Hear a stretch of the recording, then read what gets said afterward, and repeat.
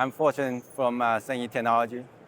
This afternoon, we are here to bring our latest study achievement on low carbon footprint bio-based material. And by using bio-based resin to replace the petroleum-based polymer, we can first of all to conserve the petroleum resources on Earth, and more importantly, to reduce the carbon footprint.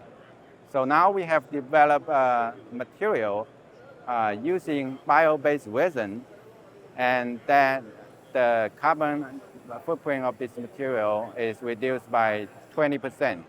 And we are also working with our PCB partners to develop low carbon PCB process and technology in the future to to deliver a whole integrated solution to the industry.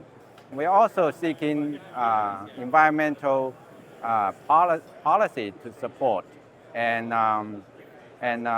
also we are seeking to establish industry standard. So hopefully we have more to share next year in APEX.